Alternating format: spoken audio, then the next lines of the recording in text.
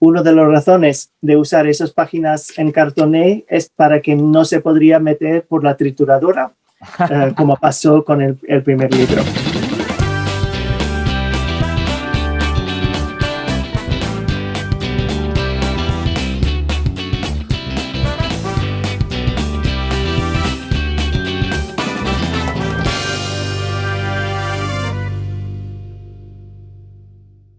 Olá, boa noite a todas as pessoas. Estamos para lá do arco-íris. Este vai ser o último episódio desta temporada. Fazemos férias em agosto e voltamos em setembro. Aproveitem o mês de agosto para rever os episódios que ainda não viram. Hoje vamos falar sobre um tema muito atual, sobre a censura de livros infantis na Hungria e aproveitar para falar um bocadinho sobre todos os movimentos LGBTQI+ fóbicos que existem na Europa.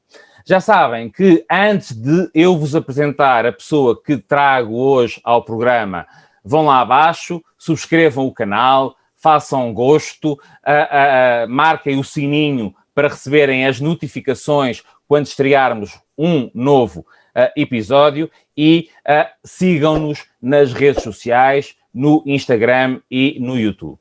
Se nos quiserem fazer alguma pergunta mais discreta, tanto a nós como às pessoas convidadas, podem nos mandar um e-mail, pldarcoiris@gmail.com, e podem também dar o vosso testemunho de vida, falar-nos da vossa experiência, propor temas para o programa. Já sabem que este é um programa para ouvir ao sabor do tempo, não é um programa de consumo rápido e, por isso, se for muito cansativo estarem a ver 2 horas seguidas de programa, façam uma pausa, vejam em 2 ou 3 vezes, bebam um chá, façam um xixi, mas vejam. As pessoas que vêm ao programa valem imensa pena e, pelo seu trabalho e também os temas que vêm abordar. Bom, agradecer ao Bitrien pela edição dos vídeos, que faz todas as semanas. Aproveitem e vão ver o canal dele, A Casa dos 13 Gatos. E agradecer imenso ao Luís Amorim por ter feito esta ponte, por ter permitido este contacto para termos esta pessoa hoje aqui. O Luís já cá veio falar da experiência dele enquanto pai adotivo, enquanto pessoa que vive em Bruxelas, casado com um homem sueco e, portanto, vale a pena. Eu vou deixar também aqui o sinal para reverem o episódio com o Luís Amorim. Ok, e agora vou remover a marcação e dar as boas-vindas, então, ao nosso convidado. Hola, Lawrence, ¿cómo estás? Buenas noches. Buenas noches.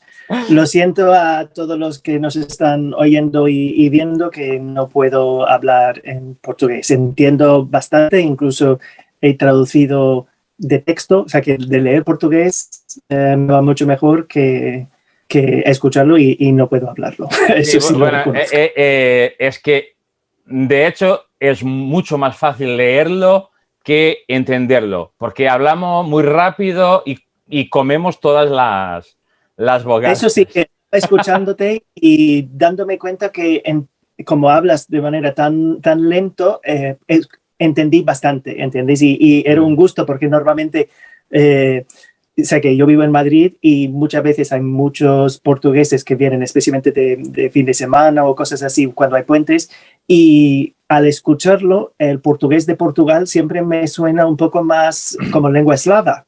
Es esto, porque tenemos tantos que parece ruso, que... Eso es, distinto de el brasileño, que es muy llamativo y muy fácil de identificar, que es como los ella de Argentina, ¿sabes? Es un poco más eso, así que... Pues eso.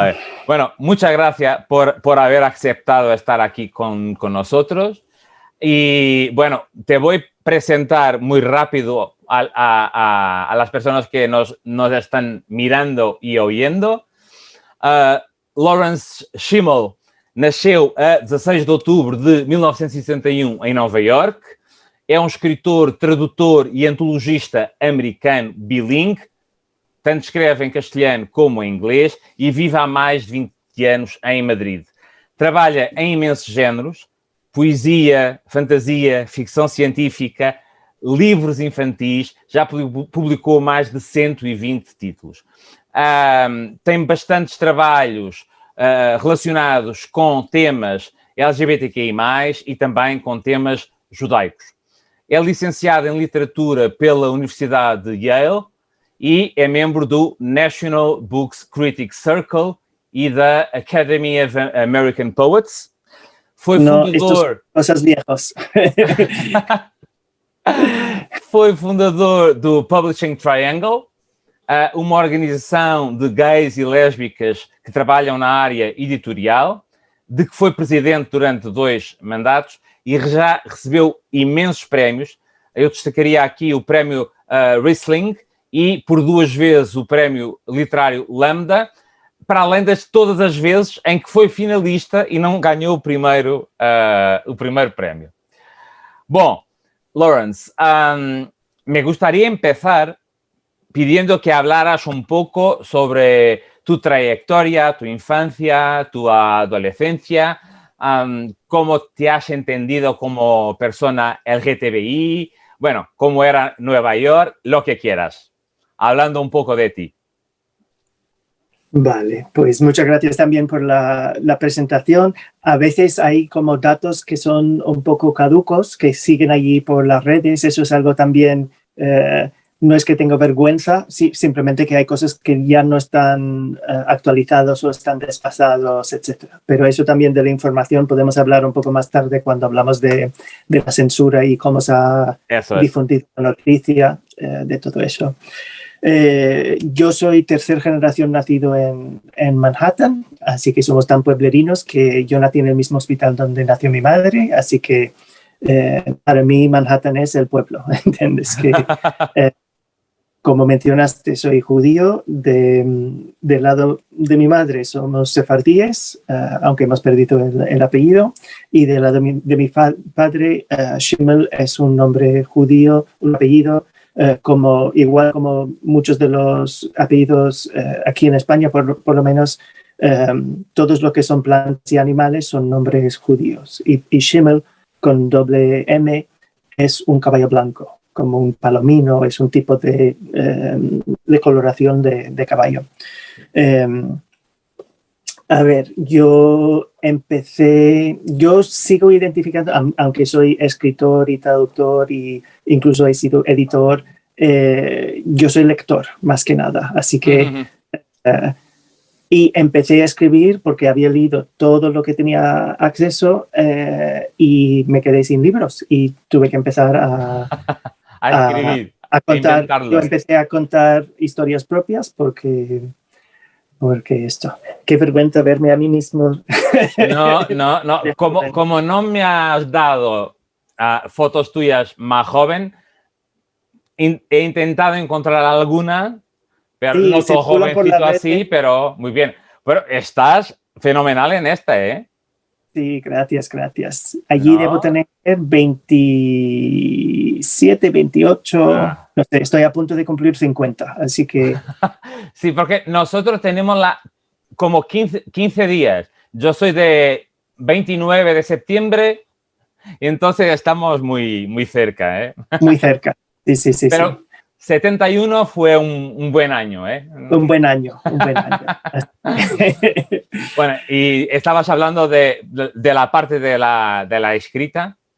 De escribir, pues yo empecé escribiendo muy joven, incluso que los primeros relatos que vendí a revistas o a recopilaciones, mis padres tenían que firmar los contratos porque era menor de edad. O sea, que era menos de 18 años y no pude entrar en una relación oficialmente cediendo los derechos de publicar una obra todavía. Así que yo comencé a escribir muy pronto. Yo empecé tanto como lector como escritor escribiendo mucha ciencia ficción y fantasía.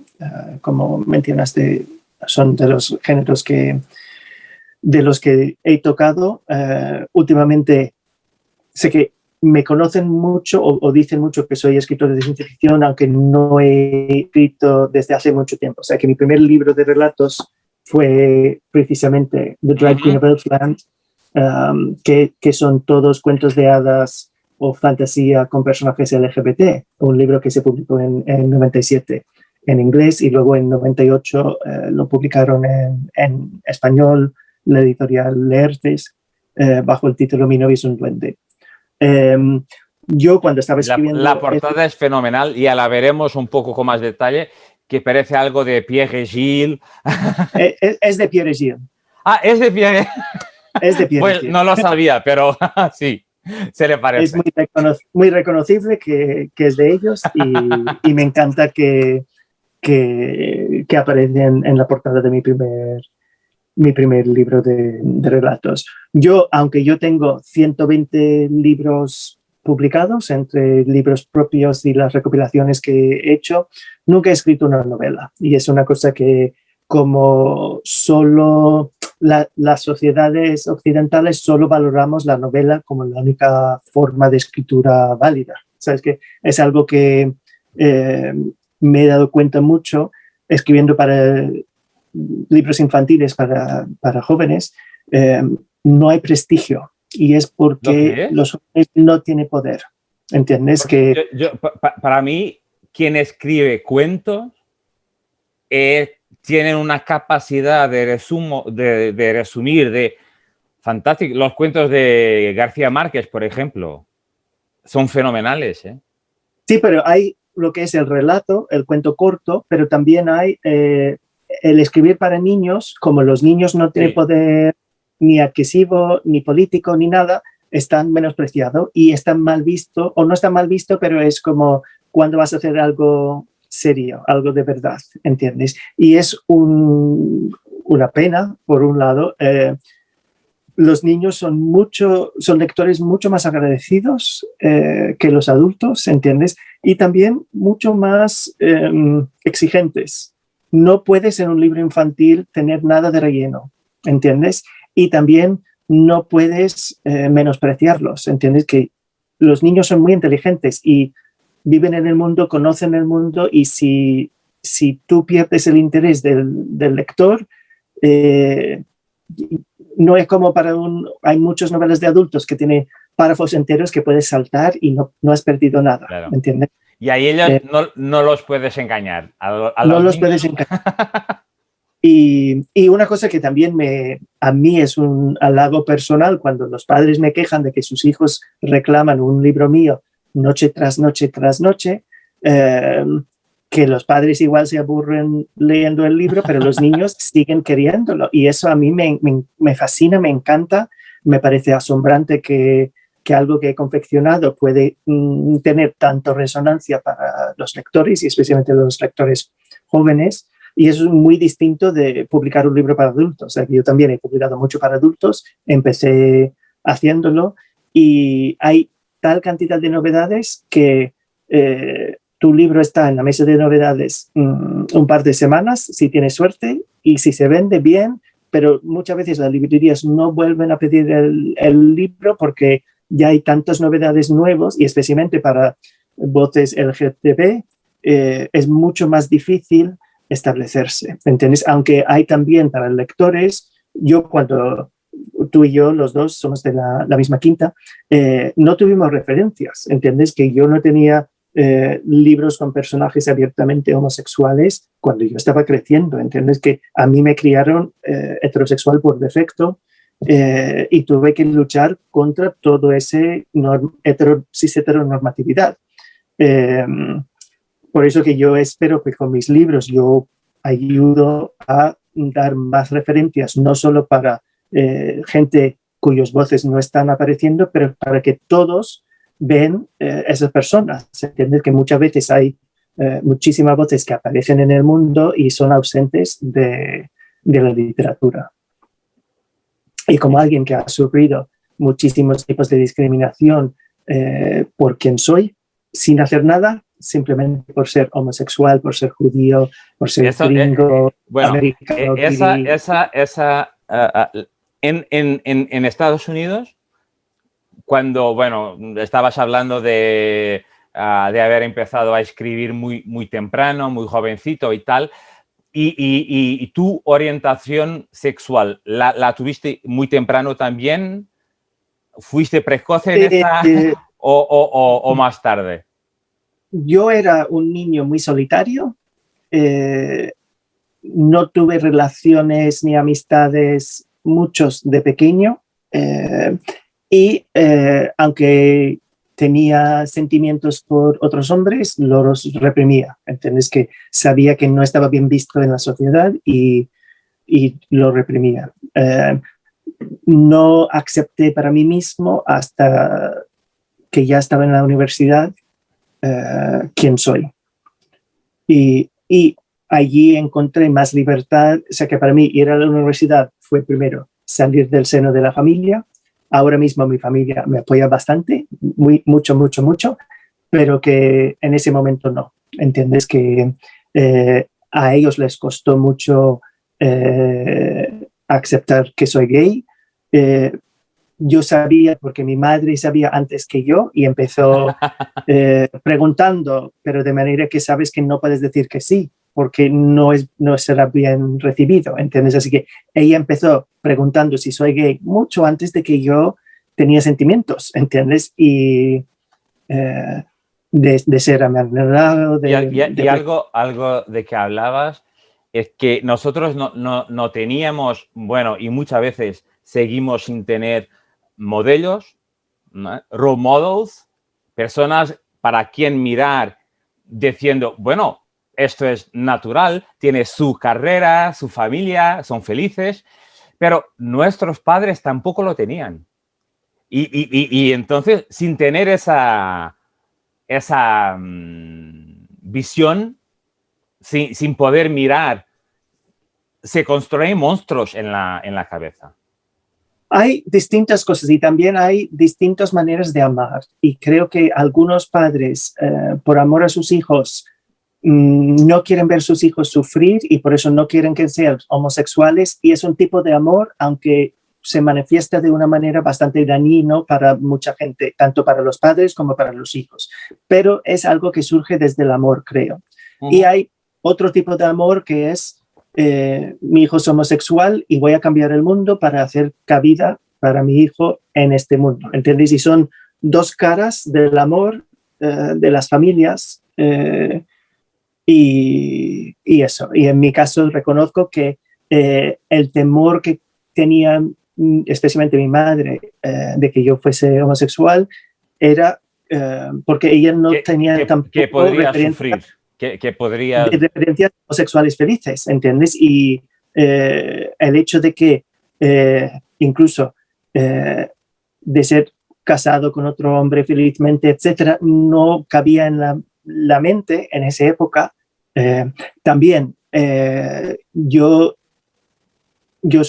somos los dos lo que yo llamo Stonewall Babies, nacido poco después de Stonewall, y por la pandemia de SIDA, cuando yo salí del armario, la información era que nada era seguro. ¿Entiendes? Que como nuestro entendimiento del virus y cómo se transmite ha ido evolucionando, pero en un momento o en el momento cuando yo era adolescente, tenía muchísimo miedo porque es cuando más desconocimiento sobre qué estaba pasando y cómo se transmite estaba ocurriendo. ¿Sabes que hace un mes, creo, han estado aquí Alexandre Quintanilla, que es un biofísico y es el marido de Richard Zimbler.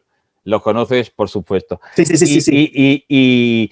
Y estábamos hablando precisamente de eso, porque han vivido toda la parte glamurosa de San Francisco, la locura y luego la SIDA y todos los amigos que estaban muriendo. Pero han tenido las dos. Y nosotros, como dices, el miedo era, ¿qué podemos hacer? Casi no se puede hacer nada. Y se me infectó. Y sí, que era algo muy... muy poca libertad, ¿no?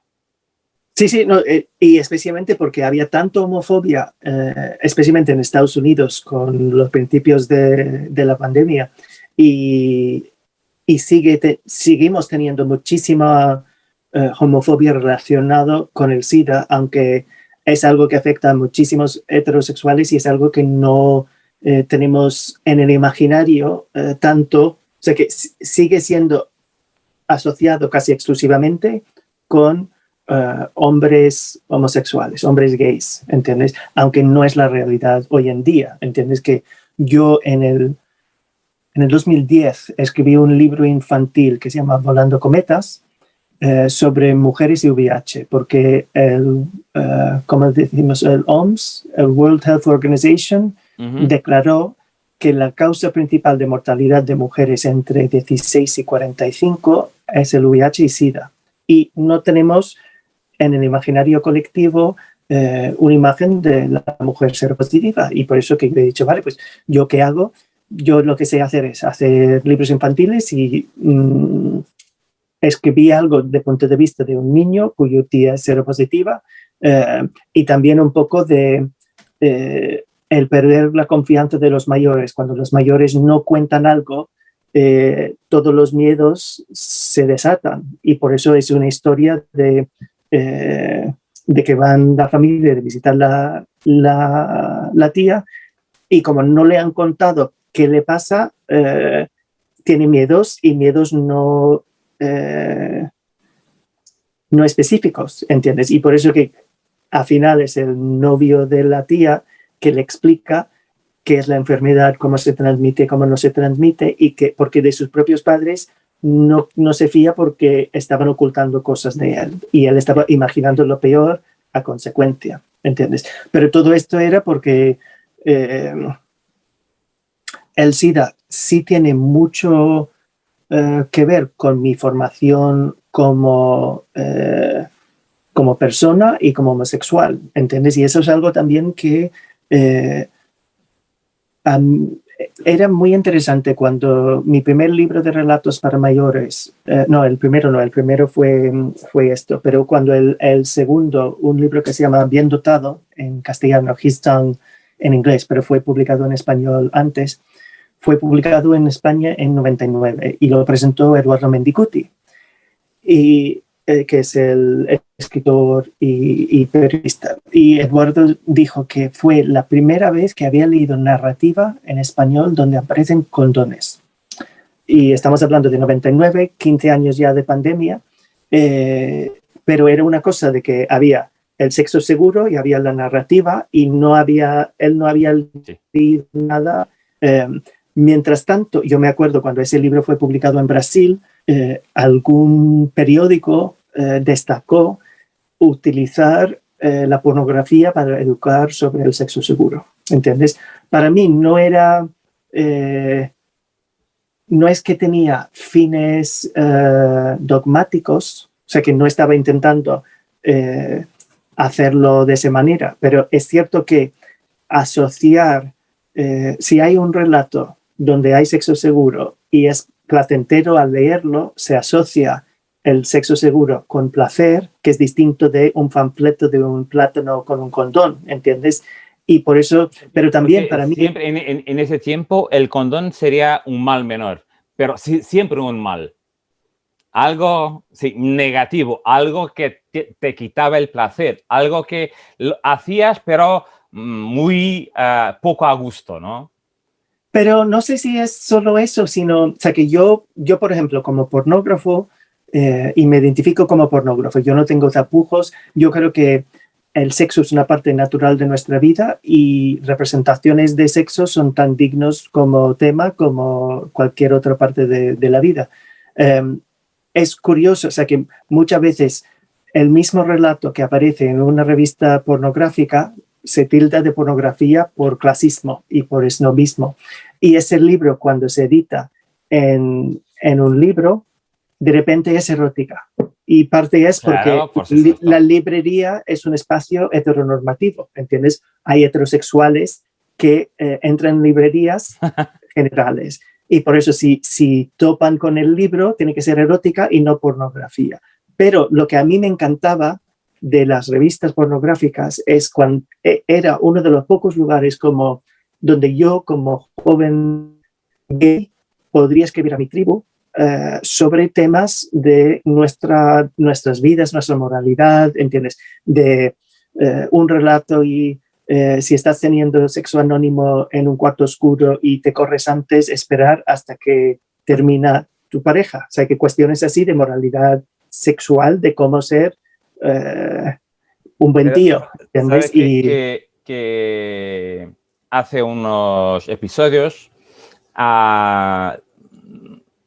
hemos tenido un Ricky Hart, que es un actor porno, hablando sobre todo y sobre la diferencia que había en los años 90, inicio de los años 2000, en que todos los actores y las películas tenían condones y se ponían una frase diciendo protégete y tal, y como ahora el barebacking está volviendo con muchísima fuerza, y además él trabaja con Lucas Entertainment y no se usa condón, y me estaba diciendo que, bueno, el montón de análisis y de exámenes que hacen para hacerlo así y el respeto que tienen de tener para que no se infecten. Pero eso es un paradigma que está cambiando.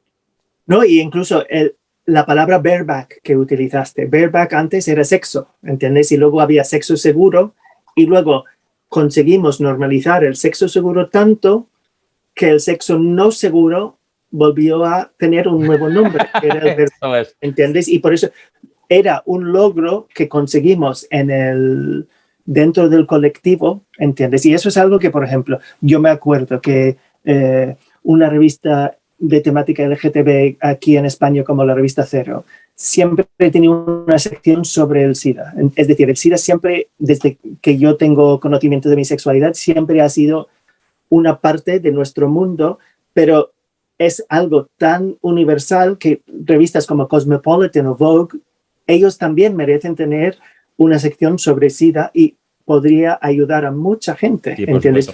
Pero yo me acuerdo... Cero fue importantísima. Y enhorabuena que hemos tenido aquí en el programa Miguel Ángel, el director, hablando sobre esa aventura que fue Cero y todo el impacto que ha tenido. Por eso pueden mirar aquí ese programa porque fue riquísimo, precioso. Pero en general... yo cuando estaba escribiendo mis cuentos, sé que yo encontraba que escribir porno, especialmente, era súper importante para mí, y para mí también la librería LGBT era un espacio importante, porque al carecer de referencias necesitaba encontrar cosas que hablaban de mi vida, de nuestras vidas, ¿entiendes? Y había tan poco, así que... ¿Y alguna vez has tenido la sensación que escribir porno era una literatura menor? No, y para mí también, como vivimos en un mundo tan hostil hacia la sexualidad en general y hacia la homosexualidad, es súper importante celebrar la sexualidad nuestra, ¿entiendes? Y por eso esas historias son vital, ¿entiendes? Y para mí también era una manera de estar en diálogo con mi comunidad. Y lo que estaba diciendo, que en las revistas pornográficas no es que un heterosexual no puede descubrir la revista, pero la presunción es que todo el público es heterosexual. Y por eso yo no tenía que pasar por el filtro heteronormativo, ¿entiendes? Como cuando editas un libro. Yo me acuerdo cuando este libro, Mi novio es un duende, fue publicado en España, la revista, el periódico Babelia, que es el suplemento cultural del El País, en la reseña del libro dicen: tramados con oficio y conocimiento del género, pero resulta cansino que todos los personajes sean homosexuales. Fin de la cita. Así que nunca jamás he leído ni en una revista... Sí, que había una novela donde todos serían heterosexuales, ¿no? Donde se quejan de eso, ¿entiendes? Y eso es lo que pasa con el libro y es distinto de cuando yo estaba escribiendo esos cuentos para las revistas, ¿entiendes? Y también yo sí hablaba, para mí, por ejemplo, el SIDA era, o la cuestión de seropositividad o negatividad o todo esto era parte de mi vida y mi vida sexual, y es también inquietudes que tengan mis escribía historias de llamo a Telepizza y follo con el repartidor. ¿Entendés? Los míos son todos personajes gays que mueven por el mundo, tienen intereses, el sexo es uno de los intereses, pero son humanos teniendo sexo con otros. Yo empecé a publicar de alguna forma, ¿te sentías un activista haciendo eso? Definitivamente, sí. Pero es curioso porque me preguntaste si es una literatura menor escribir la porno, la erótica. No te he preguntado si era menor, si sentías. Sí, sentía. Yo me acuerdo cuando recibí la primera revista con un relato mío pornográfico, llegó cuando era todavía en la universidad y un amigo lo cogió, el ejemplar, lo llevó a su habitación a puerta cerrada para leerlo y gozar de leerlo. Y era fascinante cuando volvió porque él dijo que fue la primera vez que había leído un relato porno donde usaba flashbacks, ¿entiendes? Y claro, yo, muy naif, yo no pensé que no podría utilizar todos las herramientas de la narración, de construir historias, para escribir también esos cuentos para las revistas pornográficas. Incluso el flashback, o sea que las revistas tenían algunas reglas. Tenías que tener escenas de sexo, por ejemplo, en página 2, página 7 y página 12.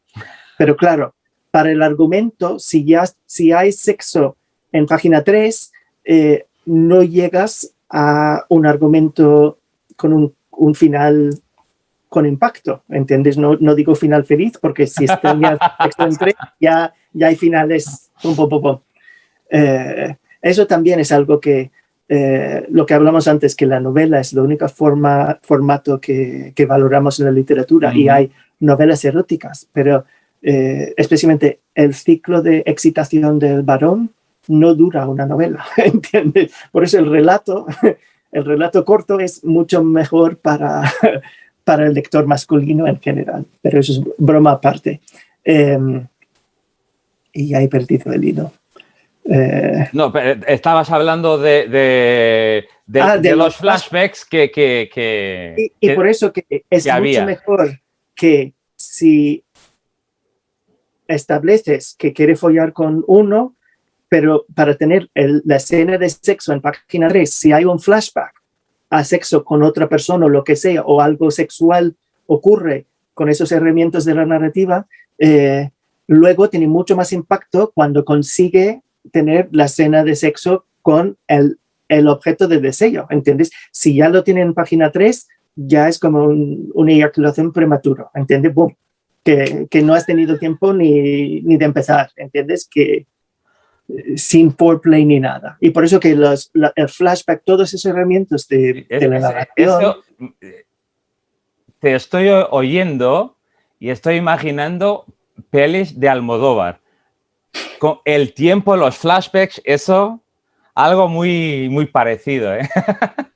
No, yo sí empecé a ver mis primeras películas de Almodóvar en la universidad, aunque allí en Estados Unidos había muy poco cine no americano, ¿entiendes? ¿Y por qué has venido para España? ¿Por qué has cambiado de país? A ver, yo fui enamorado de Lorca, y Lorca terminó siendo un poeta maricón, escribiendo Poeta en Nueva York. Y yo, un poeta maricón de Nueva York, yo hice su vida al revés. Yo con 19 años me fui a estudiar bailar flamenco en búsqueda del duende, de sentir el duende, y me fui a Fuentevaqueros, donde nació, en homenaje, un peregrino. Así que eso fue con 19 años. Yo era curioso porque como aprendí a bailar en castellano, cuando volví a Estados Unidos, quería seguir mi búsqueda del duende, y con 19 era demasiado mayor para las academias de baile, pero hay tan pocos hombres que bailan que me aceptaban. Pero el problema es que contaban el compás en inglés y no sentía duende en inglés. O sea, como lo aprendí en español, yo no era incapaz de bailar en inglés. No funcionaba. No funcionaba. Y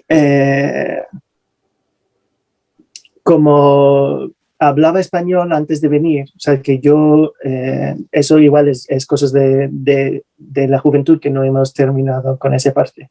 Mi madre estudió en España durante el franquismo tardío, en los últimos años. Su sueño fue ser veterinaria y mi abuelo no permitió que una hija tenía una profesión tan poco apta para su género. Así que estudió literatura y ella luego intentó disuadirme de estudiar literatura, que era mi pasión, aunque yo entré en la Universidad de Yale como biólogo marino. Soy mortalmente alérgico al pescado, así que tuve que abandonar mis estudios. Como yo había empezado a publicar antes de llegar a la universidad, la escritura siempre para mí era algo muy importante, pero yo pensé que iba estudiar, y como me gustaba la ciencia ficción, si estudiaba ciencias, pues tenía materia prima para escribir luego mis historias. Al final, como abandoné la carrera de ciencias por peligro vital, que me quedé solo con la literatura. Y una cosa que hice fue intercambiar clases de baile por clases de inglés. Había un hombre que estaba allí con un Fulbright estudiando en Yale, y su mujer estaba necesitando clases de inglés y ella me seguía dando clases de baile como intercambio que hicimos. Así que yo, como mi madre hablaba español, el español para mí es literalmente mi lengua madre, porque en casa, cuando queríamos que mi padre no se enterara de algo, hablaban castellano. Exacto. Y como mis padres los dos trabajaban, mis padres siempre tenían como canguro, cuidando a mi hermana pequeña y yo, normalmente eran chicas de Centroamérica que les ayudaban a conseguir los papeles, y una vez que consiguieron los papeles, pues venía su prima o una amiga o algo así. Así que yo en casa de pequeño hablaba español. Era para mí el idioma doméstico, aunque no es un idioma familiar, ¿entiendes? Que no es, yo no soy latino, pero el español era un idioma doméstico familiar para mí. Por eso también cuando yo estaba en el instituto, yo empecé estudiando por mi amor a la mitología, griego homérico y latín. Y como ya hablaba español en casa, pues empecé más tarde a hacer doble lengua, y también empecé a estudiar español. ¿Qué pasa? Como muchos americanos no pueden hablar con fluidez. Y como yo tenía fluidez, lo que no tenía era gramática. Pero me saltaron un año de gramática a el cuarto año, que era conversación. Así que literalmente tengo una laguna de todos los tiempos verbales, etcétera. Así que yo hablo mucho, me defiendo, tengo un vocabulario bastante amplio y una gramática pésima. ¿Entiendes? Que también meto la pata mucho con el género de los artículos, porque inglés no es implicado. Para mí no tiene sentido de que mesa es femenina, etcétera. O mesa es femenina. Es que feminismo, no entiendo cómo ciertas palabras, como el feminismo, es masculino. ¿Entiendes? Que hay cosas que no tienen lógica, ¿entiendes? y que me molestan.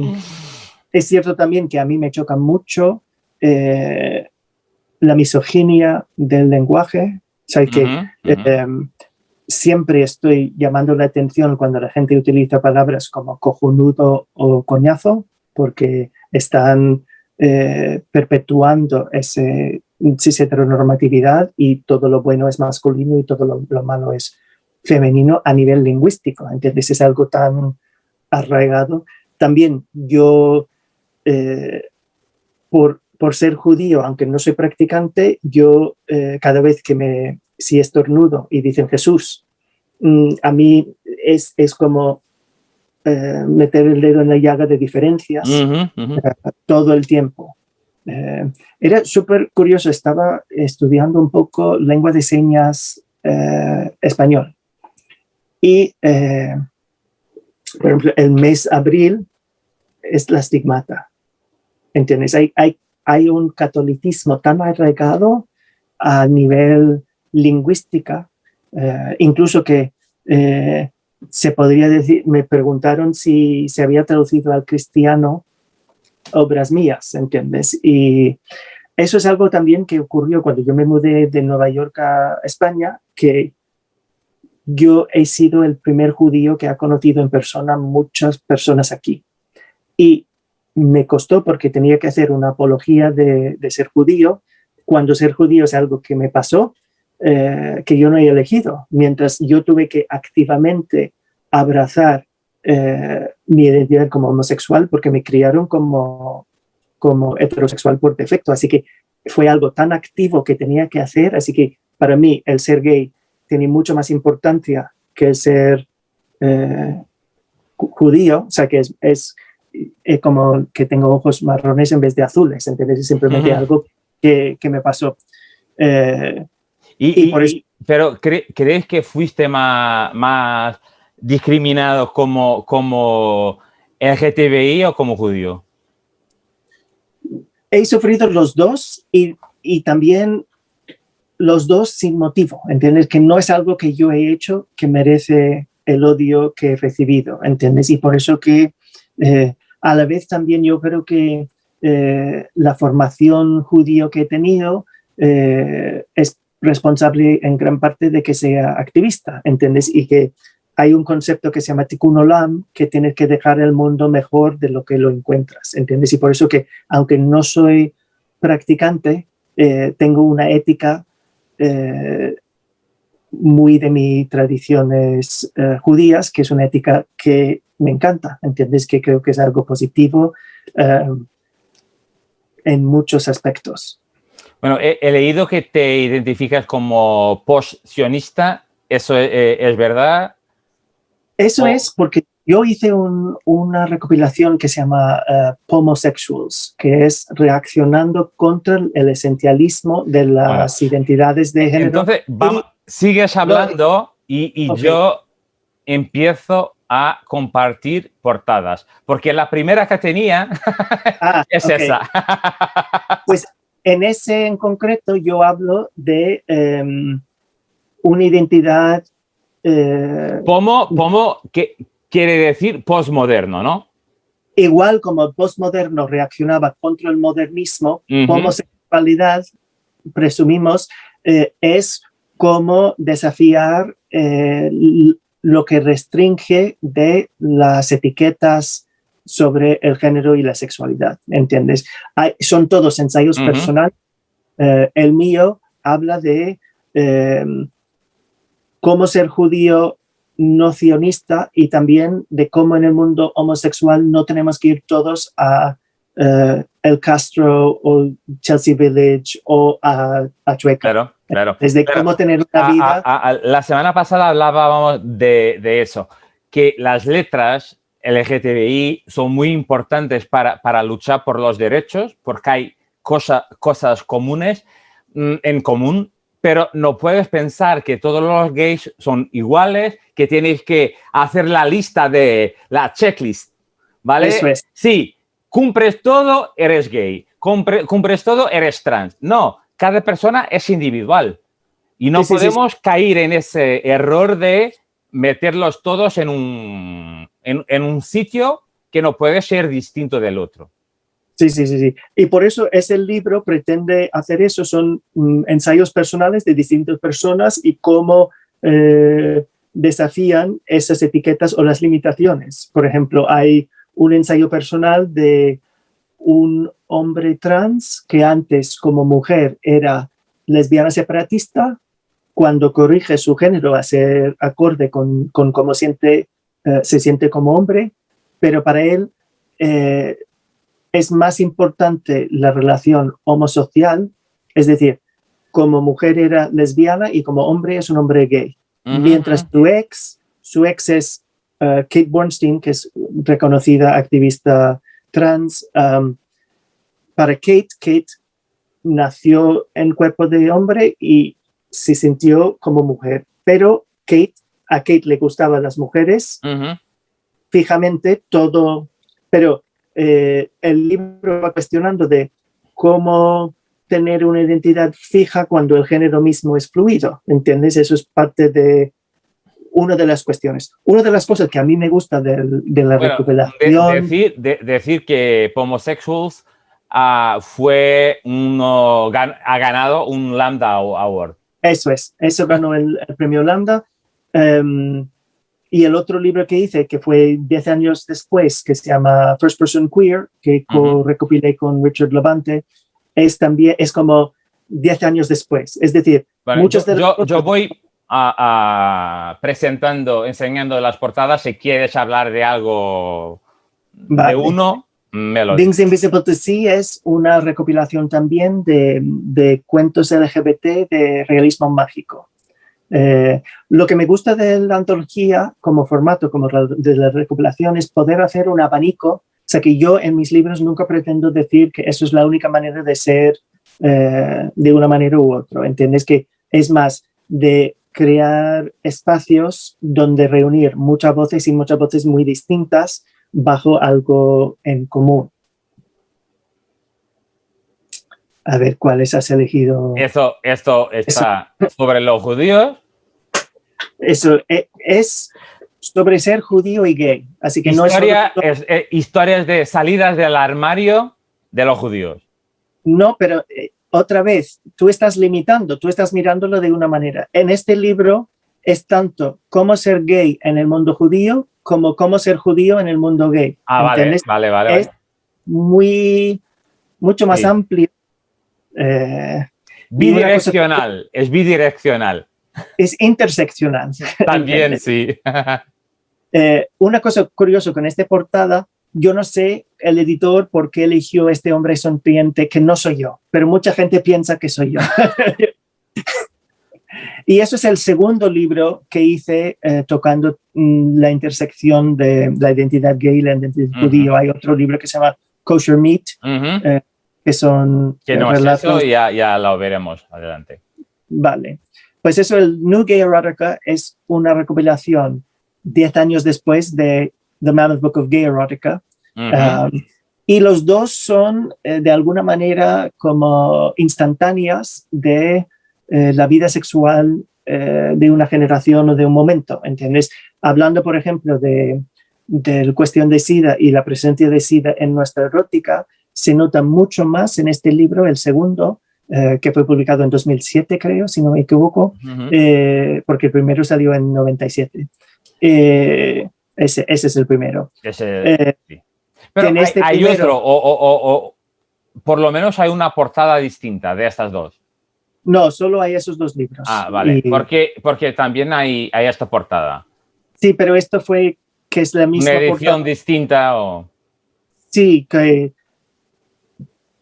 pero eso también, existen portadas de libros que nunca he escrito, libros que igual no hemos llegado a firmar el contrato, o libros que incluso que nunca firmé, nunca iba a escribirlo, pero que me asignaron el ISBN y que aparece libros fantasmas que igual hay un investigador. De este estabas hablando. Eso es. La carne kosher. Cuando yo hice este libro, en parte porque yo no tenía referencias de judíos gays sexuales cuando yo estaba saliendo del armario y todo eso. Incluso en Estados Unidos hubo una revista erótica que se llamaba Prepucio Trimestral, Foreskin Quarterly, ¿entiendes? Y para un judío que estamos circuncidados todos, eso es como que había tantísimo fetichización del opuesto nuestro, ¿entiendes? En este momento, de a final de los 80, el prototipo era el rubio surfero californiense, ¿entiendes? No veías gente con pelo en el pecho, ¿entiendes? El look semítico no tenía morbo en todo el imaginario erótico gay que existía. Y eso es algo que siempre, muchas veces como escribo erótica, mucha gente se siente libre de quejarse de lo que faltan ellos en el mundo erótico. Y yo siempre digo, pues hazlo tú. Seguro que ¿Quién está de fuera? Casi no hay una película con gays o una serie donde no haya gays judíos. Como si la comunidad gay judía fuera enorme. ¿Es un mito o de hecho es así? Eso es algo que cuando yo salí del armario, o sea, por ejemplo, ser judío en Estados Unidos, eres como 2%. Y como dicen que la comunidad LGTB es 10%, yo salí de un micro minoría a un macro minoría. ¿Entiendes? Yo tenía una comunidad mucho más grande siendo homosexual de lo que tenía siendo gay, siendo judío, perdona. ¿Entiendes? Y por eso que era una liberación tremenda. His Tongue, eso es el que comentaba antes de Bien Dotado, que Mendicuti hablaba del libro, y está publicado en portugués, pero solo en Brasil, bajo el título Asustando los unicornios. La foto es... Las fotos son dos actores de Bellamy. Está fenomenal. Así que, ¿cuál es el siguiente? Eso es una novela gráfica. Sí, Vacaciones en Ibiza. Eso es. Yo fui con el... Ya era gráfico también, eso. Ya tenía dibujos como la portada, ¿no? Es una novela gráfica, es cómic. Sí. Y yo fui con Sebas, que es el ilustrador, y fuimos juntos a Ibiza. Eso fue un chiste porque he dicho, si hacemos un cómic, podemos ir de vacaciones y desgravarlos de los impuestos porque es investigación. Pero solo si hacemos el libro. Así que hicimos el libro para poder desgravar. Pero era legítimo porque aparece todos los locales donde hemos pasado.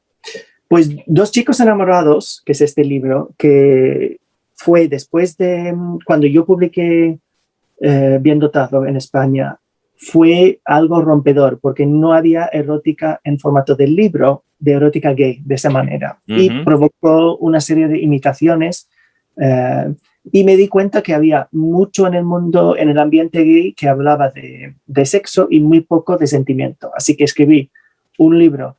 Cuando yo hablo de eso, eso no significa que no hay sexo también. Hay sexo también. Una cosa no implica la ausencia del otro. Pero eran todos relatos de novela rosa, a veces amor a primera vista, a veces amores abiertos, relaciones abiertas, etc. Lo que dije antes, a mí me gusta usar los libros como abanico, debajo de la cual hay muchas cosas distintas. Ese es el otro recopilación que ganó el premio Lambda, que son ensayos personales, también siendo queer, pero reaccionando en contra de algún tipo de identidad. Un ensayo, por ejemplo, es del poeta Gregory Woods, que habla de cuando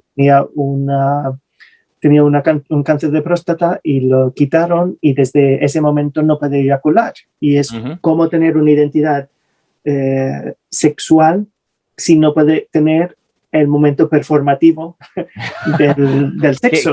Sí, aquí se da tanto valor, ¿no?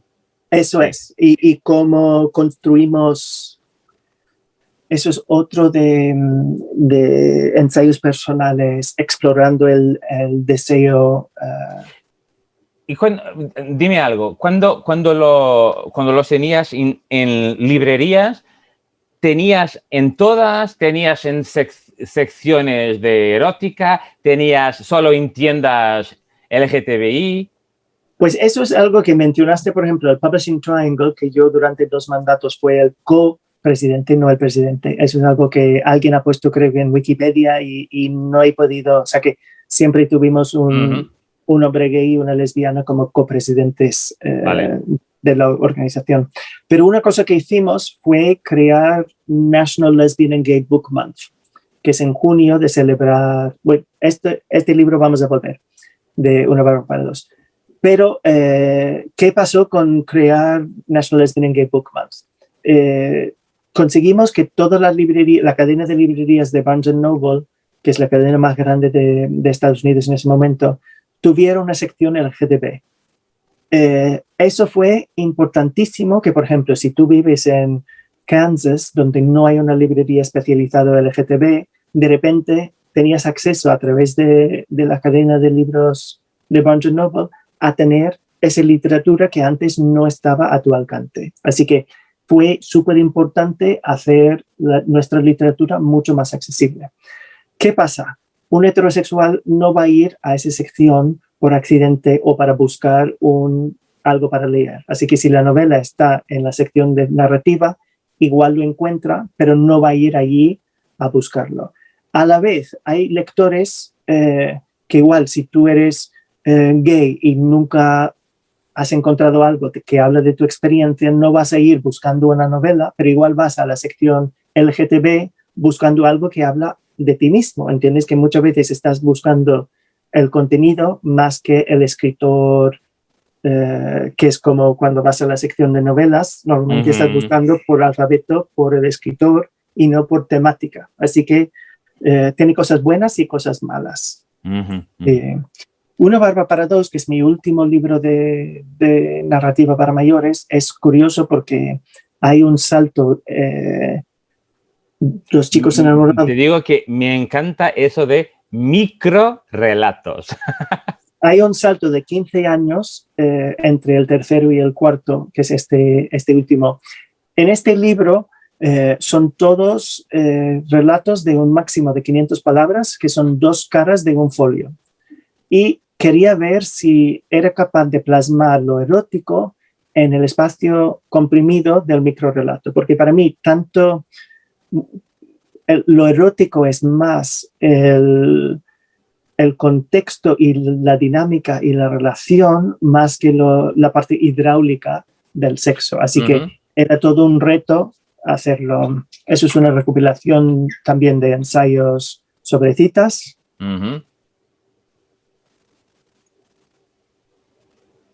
Esto es el primer poemario mío en inglés, Cuentos de hadas para escritores. Yo me identifico como poeta, aunque he publicado más de todo lo demás, menos la poesía, pero sigue teniendo una importancia en mi vida especial. Es cierto que también he traducido bastante poesía, tanto y lo que veo es que, bueno, luego tienes algo de crimen, algo de policial, con vampiros y tal, y aquí tienes el lobo que está gritando a la luna, ¿eh? Eso. Eso es una antología de ficción científica y que, bueno, el título es fenomenal, ¿eh? The Future is Queer.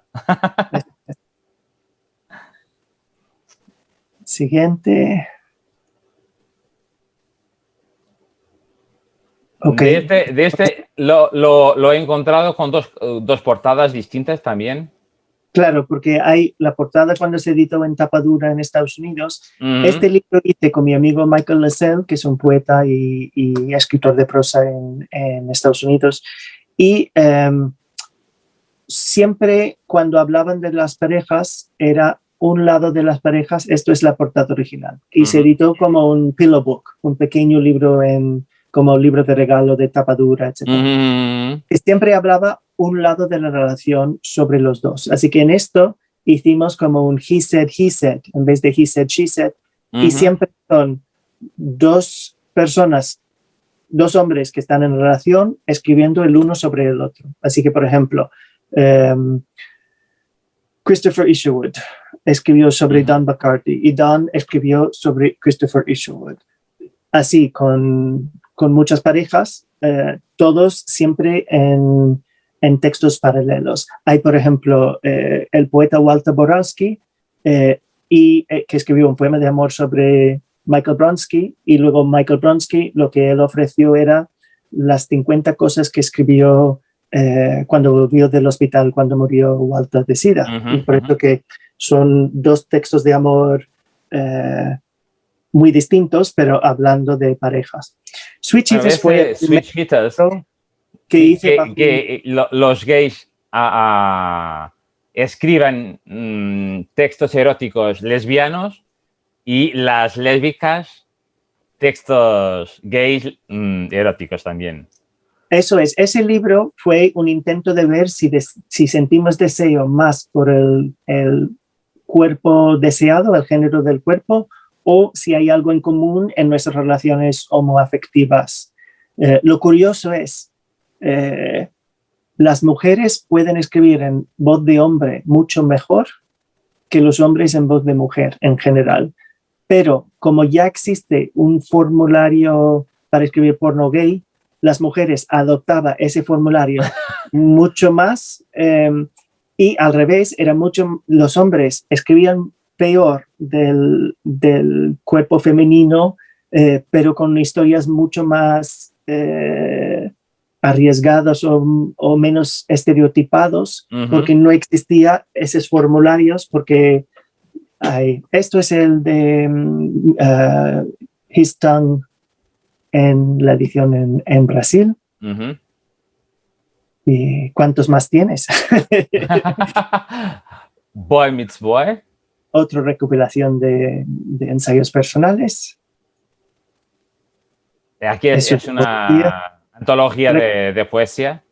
Eso es, de todo, sé que es de 2008, así que es de todos los poemas publicados por primera vez en 2007. Vale. Y aquí la parte de los vampiros, es de la sangre. Y el libro de... hay novelas eróticas gays con vampiros. Es sí. Una fantasía también, ¿no? Lo que iba a decir de Switch Eaters existe porque hubo una antología de vampiras lesbianas y yo escribí un relato y pregunté a los editores si tenía que firmar con seudónimo femenino o si podría firmar con mi nombre.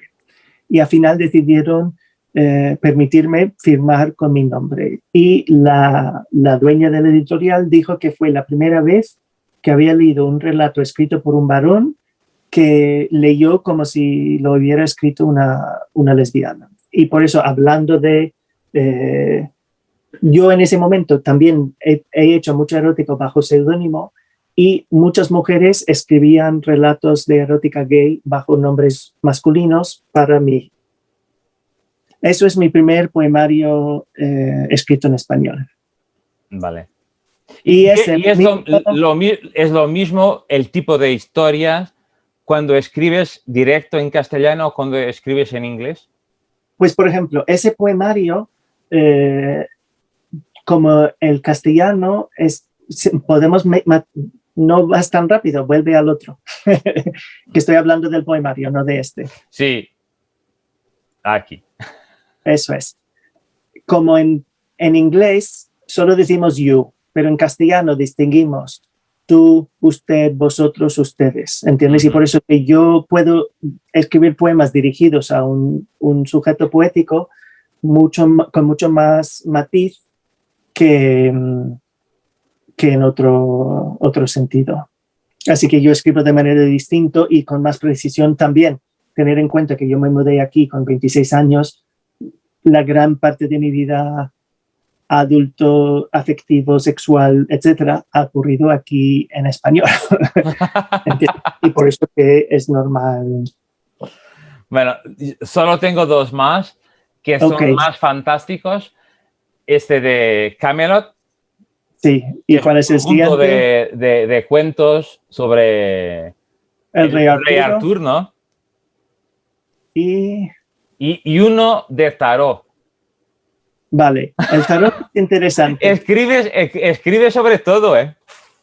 El tarot es interesante porque en este libro hay varios autores LGTB y varios cuentos LGTB, pero no son escritos por los autores LGTB. Es decir, como en el mundo de ciencia ficción era de los pocos hombres gays fuera del armario, los escritores sabían que podrían escribir historias con personajes LGTB y que yo como editor iba a ser receptivo a esas historias. Y muchas veces en ese tipo de antología, esos eran antologías donde los escritores invitamos directamente. Y yo he escrito para muchas antologías de fantasía. Por ejemplo, hubo uno sobre prom, ese baile fin de curso, y me pidieron escribirnos una historia de fantasía gay, para un prom gay. Como yo era gay, siempre me pedían escribir el cuento marica. Como yo invité a los autores LGTB, pero sin exigir que tienen que escribir sobre vidas LGTB, ellos escribieron historias heterosexuales porque nadie nunca les permitía, siempre les obligaban a hacer algo gay y nunca les dejaban. Así que esa antología tiene historias LGTB y autores LGTB, pero no son los autores de las historias. Los que están traducidos al portugués solo están disponibles en Brasil. Solo en Brasil. La mayoría están descatalogados ya. Pero en Portugal no hay una editora que...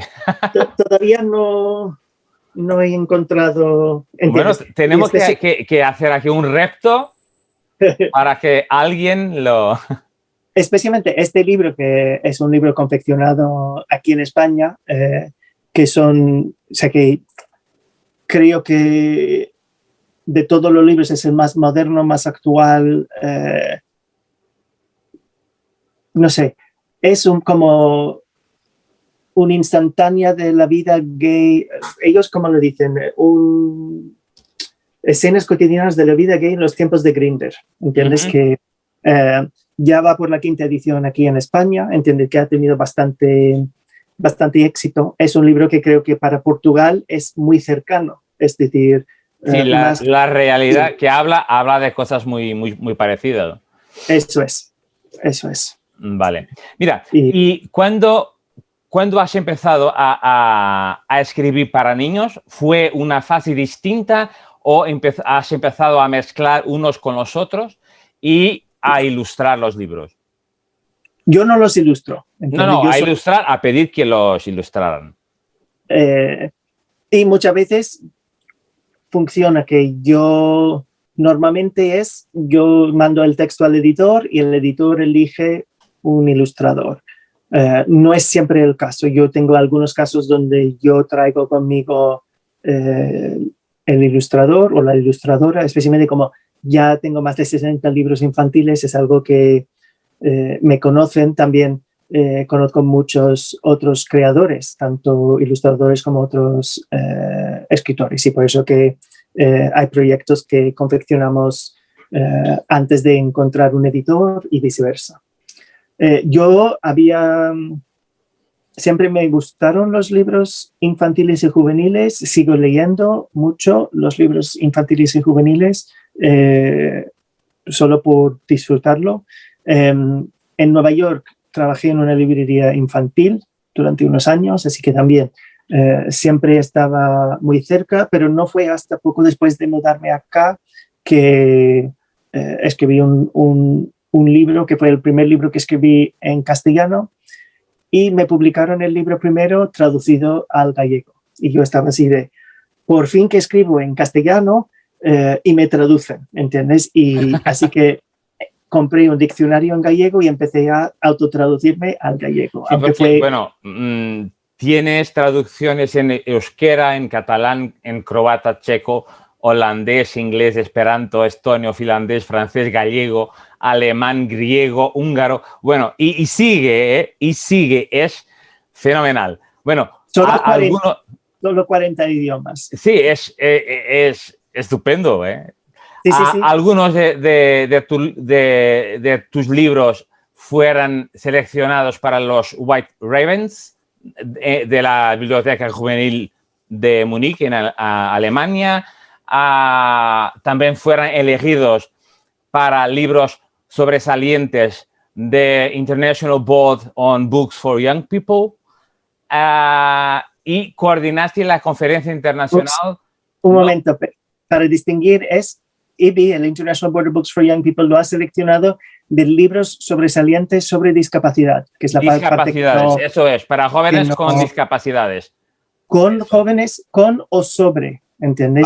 Vale. Porque muchas veces lo que les gustaron era incluir de manera integrada personajes con discapacidad en historias que no versan sobre sobre tener una discapacidad, ¿entiendes? Vale. Y creo que también has iniciado el capítulo en España de la Sociedad de Escritores e Ilustradores de Libros Infantiles. Eso es. ¿Es verdad? Que es una organización. Bueno, sabes que las fuentes... Las fuentes no... Y bueno, y coordinaste la conferencia internacional de la Society of Children's Books, Writers and Illustrators, cuando se hizo en Madrid, y las dos primeras conferencias de la misma sociedad en la Feria del Libro de Bolonia. Exacto. Vale. Bueno, vamos a mirar algunos de esos libros que tienes. No, mejor que hablamos y yo levanto los libros si necesito hablar. ¿Sí? ¿Prefieres? Perfecto. Prefiero. El otro me va... Primero porque cómo lo haces tú es distinto de cómo lo hago yo y prefiero hacerlo yo. Bueno, perfecto. Lo hacemos como lo quieres hacer tú. Lo que quería, bueno, lo que iba a hacer era enseñar algunos de los libros infantiles que tiene sobre muchos temas, y antes de llegar a ese que fue multado en Hungría. Pero sigue a enseñar y hablar como quieras. No, que podemos hablar y cuando pregúntame lo que quieres sobre los libros infantiles o puedo mostrar algunos. Yo, como he hablado antes, de que muchas veces veo las ausencias que existen y pretendo escribir historias que dan voz o que contrarrastran esas voces que han sido suprimidos, ¿entiendes? Uh-huh. Eso es lo que... claro, que tienes esos libros de las familias arcoíris que quieres dar una imagen de diversidad, de inclusión. Eso, pero por ejemplo, otros que... Exacto. Esto es, por ejemplo, publicado en Brasil, que leer un libro conmigo, que fue uno de los libros seleccionados por IBI, porque en esta historia Antonio ya sabe leer, pero quiere leer con alguien y todo el mundo está ocupado. Y hay un hombre, a ver, se ve que hay un hombre ciego. Y él va preguntando, el hombre ciego está visible, aunque, o sea, que pregunta, por ejemplo, al cartero, ¿lees un libro conmigo? Si me ayudas a entregar las cartas, no puedo ir tan lejos de mi casa. Y al final nadie tiene tiempo para Antonio y escucha una voz diciendo no seas triste, y es el hombre ciego que le ha pedido contarle su historia porque nadie tiene tiempo para él tampoco. Así que felizmente puede leer su libro. Pero como es un libro sobre... Encuentra a alguien que además de tener tiempo, no le pide nada en troca, en cambio. Pero, o sea, que esto fue seleccionado por incluir un personaje ciego en una historia que no es el hombre ciego, bla, bla, bla, bla. Sí. Otro libro que también fue seleccionado por IBI... Vale. Eso es sobre adopción, ¿no? Eso es sobre adopción, que me di cuenta que hay libros sobre el momento de ser adoptado y luego esos niños desaparecen, que no hay más historias, ¿entiendes? Que hay un libro que es bonito, de esto es la mantita roja que cuando fui a Camboya a adoptarte te envolvió y te trajo al mundo. Y luego esos niños desaparecen. Así que escribí esta historia sobre Kwame, y Kwame quiere gafas porque el hermano tiene gafas, la mamá tiene gafas y el papá tiene gafas. Y él quiere gafas para estar igual a ellos. En este caso, Ibi le gustó porque normalmente los libros hablan de niños que no quieren llevar gafas, y en este caso Kwame puede ver perfectamente y quiere gafas por otras razones. El último, eso es un libro que... Y ese estaba mirando, qué suerte tengo. Y esa es la historia de contado. Hay dos estilos de arte. Cuando está con su amigo Carlos, tiene ese estilo muy libre, pero cuando está en casa... Siempre quiere lo que los otros tienen, ¿no? Bueno, nunca está feliz. Casa, todo es con contorno, con outline, porque su hermano necesita saber dónde está todo para no lastimarse. Nunca dice que es ciego, pero por ejemplo, Carlos, el niño muere por tener una mascota. Su amigo Carlos tiene una iguana, él no puede tenerlo, pero su hermano tiene el perro lazarillo. Y esto es la página mágica, que no sé si se puede ver, que tiene texto en braille. Sí. A ver, ahí está. Ahí se ve, se está viendo, sí. Pues esa historia, por ejemplo, esta página habla de que es todo lo que su hermano puede hacer que él no. Así que en esta página la madre siempre pierde dónde tiene las llaves y el hermano dice, mamá, escuché que los pusiste en la mesa del salón. Y son las cosas que puede hacer su hermano que él no, y todas las cosas que tiene su amigo Carlos que él no, pero al final él está feliz porque Carlos es un hijo único y él puede tener un amigo maravilloso y un hermano bueno, y por eso es como termina. Yo, solo para mostrar dos libros más, esto es una serie que hice de libros sobre Madrid. Uno sobre el barrio de Chueca y uno sobre Lavapiés, que es donde vivo yo ahora mismo. Uno sobre diversidad de familias. Este libro tiene una pareja gay que han adoptado un niño. Cuando este libro se publicó, creo que en 2004 o 2005, fue más rompedor tener una madre soltera que la pareja homosexual. Entiende que hay más parejas homosexuales en los álbumes, en este tipo de libro muy ilustrado, etcétera. Simplemente para mostrar. Básicamente, Edu, como su madre trabaja en una tienda, hasta que termina su jornada siempre va a la casa de la pareja gay, donde uno de los padres trabaja desde casa y está con Edu, están juntos hasta que termina la madre de trabajar. El otro libro, Feliz Navidad Brasil, es un libro sobre diversidad de religión de un niño español, pero de Zaragoza, que lleva solo 6 meses en Madrid, y su amigo y vecino Rashid, que es marroquí, pero lleva 6 años. Así que el marroquí es más madrileño que el otro. Y es él que le muestra cómo son las tradiciones de Navidad en esto. Y para que el libro no es simplemente moros y cristianos, hay un americano que está alquilando una habitación en el apartamento de una vecina, y el americano cree en Santa Claus y el español cree en los Reyes Magos, para mostrar diversidad dentro del cristianismo. Y tienes uno que es No hay nada como el original. Sí, eso es un libro que fue publicado en España y luego reeditado en Colombia con arte nuevo, que también en su momento no había muchos modelos que mostraban madres en la oficina. Cuando este libro salió en 2005, muchísimas madres, yo no me había parado en pensarlo, pero muchísimas madres me agradecieron ese libro porque no tenían libros que mostraba, y todavía no hay muchos, ¿entiendes? Son esas cosas de invisibilizar, eso es lo que estaba hablando, de que hay...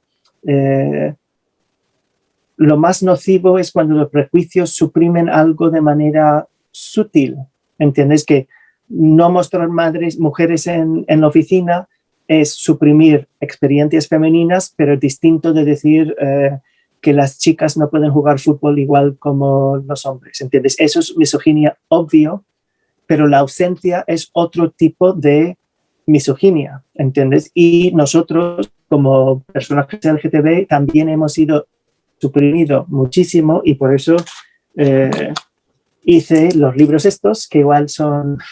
Eso. Ya es tiempo para... Bueno, vamos a hablar ahora de lo que ha pasado en Hungría con tus libros.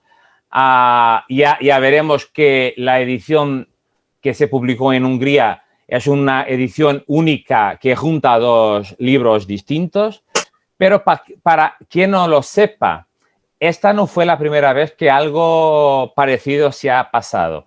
Y solo os quería enseñar esto que se pasó el año pasado, en 2020, dos autores húngaros han lanzado un libro para niños el día 21 de septiembre y con una tirada inicial de 1.500 copias, que se agotó en 2 semanas. El título quiere decir Un cuento de hadas para todos. Y básicamente es una antología de recuentos de cuentos de hadas tradicionales, pero actualizada con personajes más diversos, inclusivos, LGTBI, en entornos contemporáneos. Entonces hay una Cenicienta Roma, hay una reina de las nieves que es lesbiana, hay un ciervo que es no binario y bueno, y eso fue, hay unas parejas así y el objetivo fue hacer que en Hungría la literatura infantil fuera más diversa y enseñar a los niños que la vida, y eso fue lo que el editor ha dicho, que la vida es colorida y maravillosa. Pues la semana donde se iría a publicar la segunda edición con 15.000 ejemplares, ha empezado un movimiento para prohibirlo. Con Orbán hablando, con el líder del partido de extrema derecha a romper las páginas del libro, una por una, en una conferencia de prensa. Y no en una conferencia de prensa, fue en el Parlamento, que fue triturado en el Parlamento. Vale, y que hablando de propaganda homosexual, bueno, todo eso. Y ahora hemos tenido que la librería donde estaba tu libro fue multada en cerca de 600 euros por vender un libro, como decía, originalmente escrito como 2 libros, y que representa familias que tienen padres del mismo sexo. Ni siquiera se habla de homosexualidad ni nada. No, pero voy a ponerte en antecedentes, porque has saltado varias cosas importantes, creo. Vale. Uno es un detalle, por ejemplo, esto es la versión de los 2 en 1 en húngaro, Mixo de Salat, que es Vaya Familia, y estos son los libros originales. El editor de este libro es el mismo editor, Boldizsár Nagy, que del libro de los cuentos de hadas inclusivos. Así que ya estábamos en antecedentes de qué pasó con el otro. Incluso una de las razones de usar esas páginas en cartoné es para que no se podría meter por la trituradora, como pasó con el primer libro. Otra cosa que pasó es que en enero de este año, con el libro de los cuentos de hadas, estaba obligado por el gobierno a incluir una etiqueta advirtiendo que contiene modelos no tradicionales. A ver, cuando salió este libro fue atacado por toda la prensa pro gobierno, etc. Y pocas semanas después cambiaron una ley para introducir una ley de antipropaganda que no se puede mostrar homosexuales. Eso quería dejar claro. Es que la ley... Pero son cosas distintas. Y por eso es la ley de que toda la gente habla, la Comisión Europea habla sobre que no puedes enseñar cosas. La comisión habla de varias cosas y por eso incluso que la comisión habla de no poder en la etiqueta también y es explícitamente, ¿entiendes? Pero que Vale, hay pero la ley que han utilizado para multar la librería no fue la otra que ahora dice que no se puede hablar de... Necesitamos hacerlo por pases, porque como pasaron esa ley, supimos que algo iba a pasar, porque en parte es una ley en reacción a este libro, que es la primera vez que hay padres y madres homoparentales en un libro en húngaro para niños, ¿entiendes? Antes había, en el otro libro hay personajes gays, pero como no familias arcoíris, ¿entiendes? Y esto es la primera que muestra familias arcoíris y especialmente para los más pequeños. El día antes de que entre en vigor la ley de propaganda, lo que llaman así, multaron a la librería por defraudar al consumidor. Y es utilizando el ley del consumidor. Casi como publicidad engañosa o algo. Dijeron que al poner ese libro junto con los otros cuentos infantiles, sin advertir al público que contiene familias no tradicionales, es un engaño, un fraude de parte de la librería contra el público húngaro general. ¿Qué ha ocurrido? La librería, en vez de poner una etiqueta en el libro, que es algo que ha hecho otras librerías, ha puesto una etiqueta en la entrada a todas sus tiendas diciendo que aquí vendemos libros de todos los... Y eso ya lo vamos a mirar. Primero, la chica que hizo las ilustraciones. Elina Braslina, que es de Letonia. Vale, y que son preciosas. Y dos cosas que quería que comentaras, que has dicho. Una, que ha sido emocionante ver a familias húngaras colgando fotos con sus hijos y el libro en sus manos. Y la otra... Y todo eso, también muchos lo ponen con etiquetas en Instagram diciendo desobediencia civil. ¿Ah, sí? Porque como ahora está prohibido mostrar, o sea que la ley de propaganda, lo que llama la ley de propaganda, es tan, es decir, es una ley inútil, es una ley tan vaga que solo es para perseguir al colectivo LGTBI y para intimidar, para fomentar miedo y automiedo, de que la gente autocensure por miedo a la ley porque no es claro cómo se aplica, ¿entiendes? Es ilegal imprimir los libros, vender los libros. Si un padre lee el libro a su propio hijo, sus abuelos pueden denunciar al padre, ¿entiendes? Que no está claro con la ley. Aquí la otra cosa que has dicho es que dicen que convierte a los menores en homosexuales, pero lo único que hace es ayudar a que no se conviertan en homófobos. Eso es verdadísima. Y las personas no son capaces de mirar eso, porque bueno, ya hablaremos. Aquí tenemos distintas versiones de tus libros en distintas lenguas.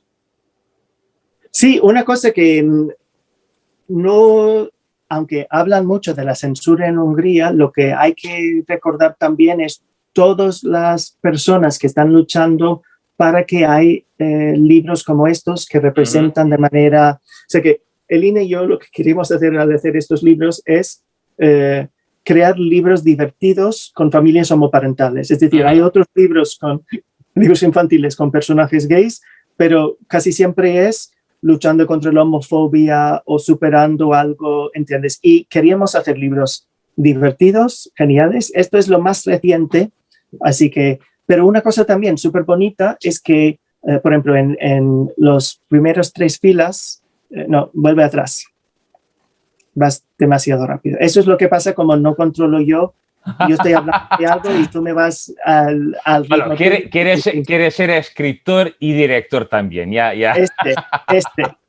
Por ejemplo, las primeras 3 filas, todos estos se imprimieron juntos. Y eso es algo bonito de que hay muchos incidentes con estos libros de distintos personas, organizaciones, editoriales, ONGs, colaborando juntos para hacer posible que estas historias divertidas de familias homoparentales llegan a más niños en más países y más idiomas.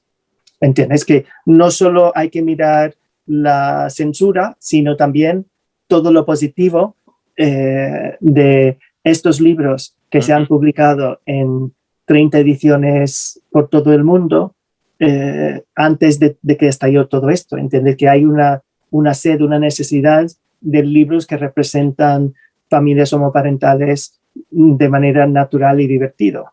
¿Entiendes? Que faltaba en general.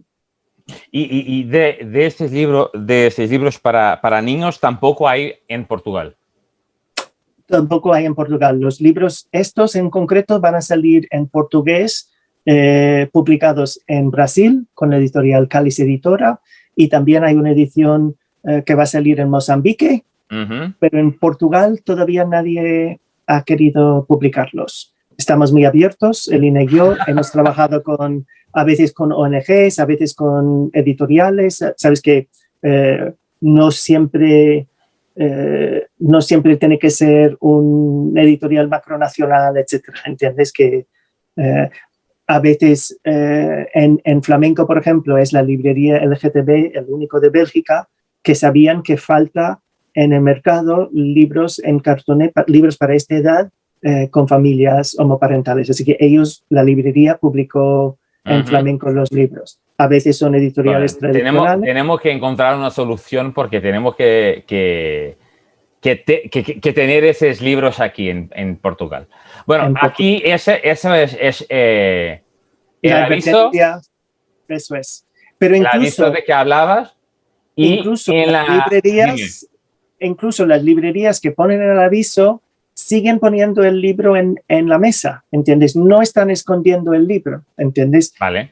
Es decir, aunque el gobierno es de ultraderecha y es homófobo, la sociedad húngara no es a favor de esa censura de la realidad LGBT que está intentando conseguir el gobierno. Y eso es algo importante de resaltar. ¿Qué has sentido cuando te han dicho que había la multa?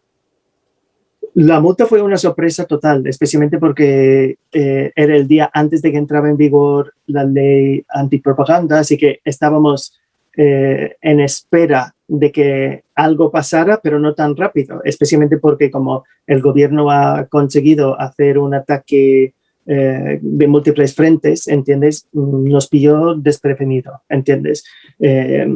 Me ha llenado de ira, de frustración, de impotencia, porque todo eso está ocurriendo en otro país donde yo no estoy, así que yo no puedo actuar directamente, de alguna manera.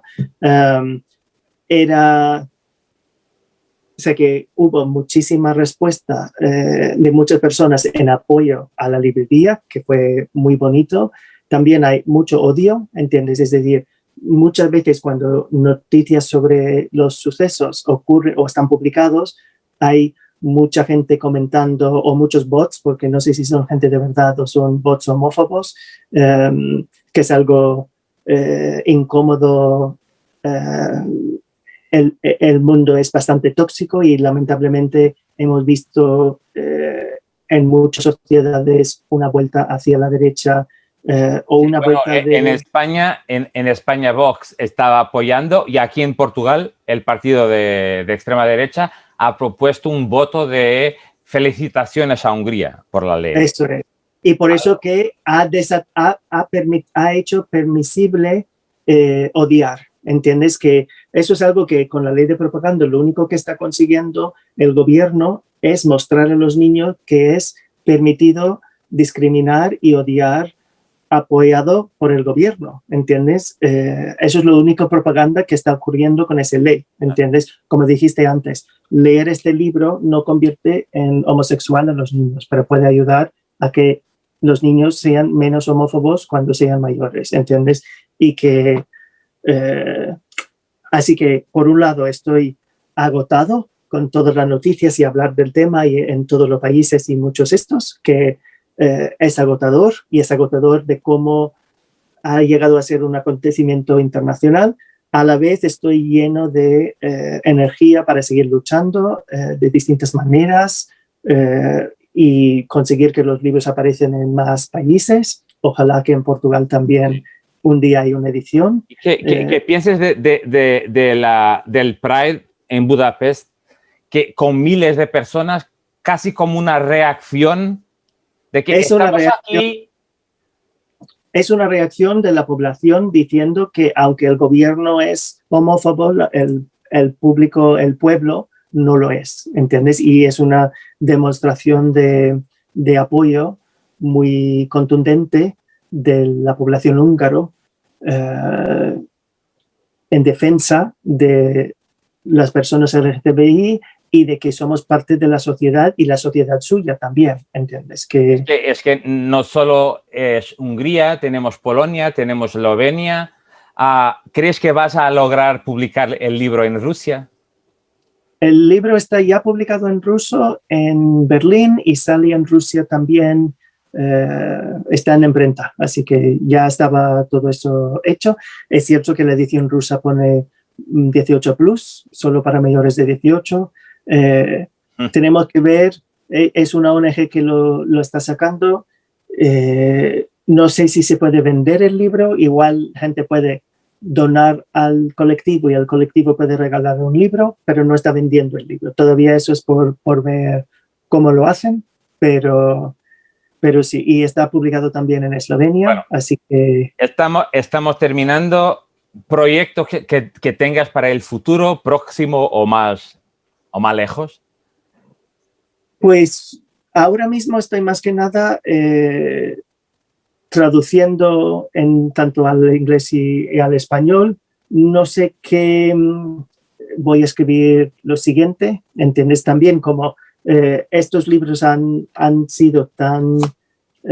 primero, sigo apoyando estos libros, encontrar editoriales o ser publicado en muchos países, que ya vamos con 30 ediciones, solo esto, y hablar con la gente de nuevas ediciones y nuevos estos. Así que estos libros no he terminado, aunque estoy trabajando también en otras ideas, estos no he terminado con ellos. ¿Entendés? Que también es muy necesario de que sigo creando más libros que nos representan de distintas maneras. Es obvio que si el poder, el impacto que ha tenido estos dos ha sido tan grande, es que necesitamos muchos más y más libros. O sea que no solo tenemos que ser las personas LGTBI presentes en los libros cuando estamos luchando contra la homofobia, pero podemos tener que una mascota nueva y simplemente hay dos mamás o dos papás o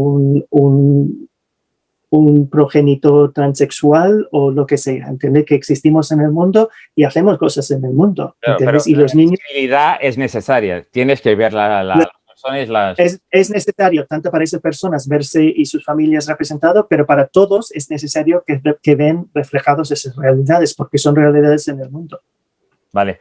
Lawrence, muchas gracias por estar aquí, por haber aceptado la invitación, por eso que hiciste, porque creo que la publicidad que el gobierno de Orbán te ha dado al libro y a ese tema fue mucho mayor de lo que lograrías de otra forma.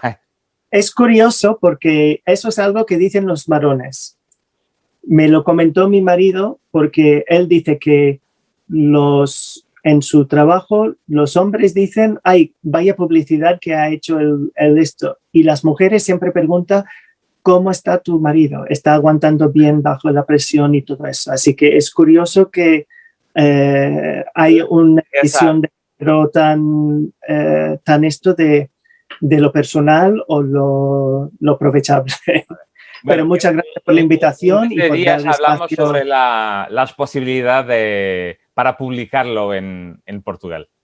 Sí, ojalá, y si alguien que está mirándolo tiene interés, me buscas en Twitter o algo así, soy muy fácil de localizar.